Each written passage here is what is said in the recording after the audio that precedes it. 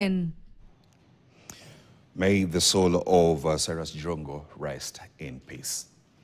Now, let's move to matters climate. A link between climate change and the rising cases of gender-based violence is now emerging among indigenous communities in East Africa.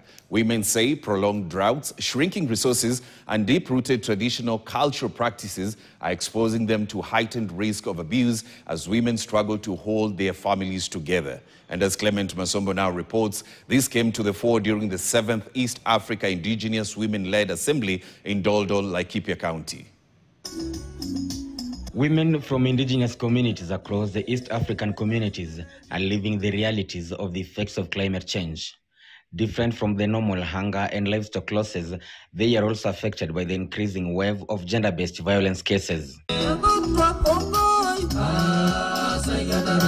The women drawn from Kenya, Tanzania, and Democratic Republic of Congo shared the experiences at the 7th East African Indigenous Women-led Assembly in Doldol, Laikipia County, where they stated how difficult it has been for some of them to survive in their communities.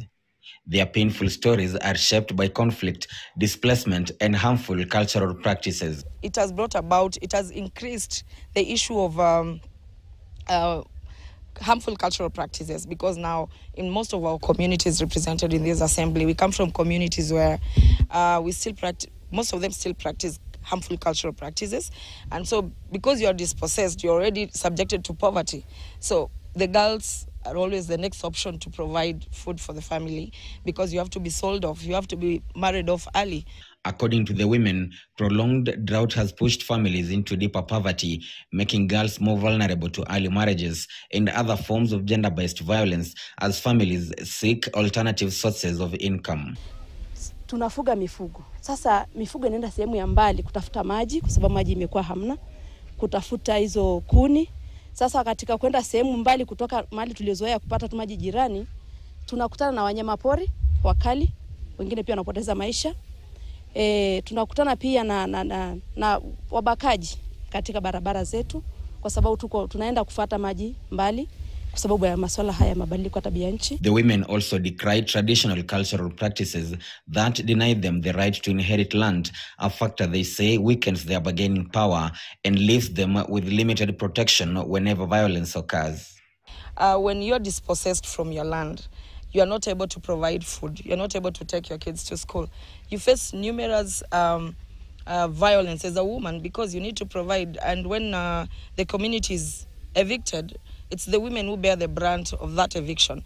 And because you're not able to provide for your kids, and even the husband is looking for you to provide for them. Inter-community clashes and cross-border conflict has also affected women from Tanzania and the Democratic Republic of Congo, forcing them to bear the brunt of displacement and insecurity. Anayepata hizi madhara ni mwanamke.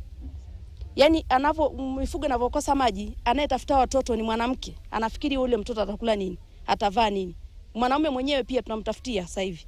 Kwa hiyo sasa tunapopata maji mbali, tunapata matatizo katikati ya njia. Kwa sisi kama watu wa asili tunasema kwamba hii masuala ya climate change kwa kweli iangaliwe kwa namna nyingine, kwa sababu imetuaffect sisi. Kwa sasa tunaona kwamba ni shida ngumu kabisa, lakini na shida yenyewe inakutana na hii shida ambayo tunakuwa nayo tena ya vita, ambayo imezidisha sasa zaidi magumu ambayo sisi wabatwa wa Kongo tunakuwa nayo, na hiyo inapelekea wamama kugandamizwa na jamii inaishi vibaya kwa wakati kama na huu. Their prayers to the relevant authorities are protection of their land rights, recognition of their cultural identities, and an equal space when it comes to decision making. Clement Masombo, KTN.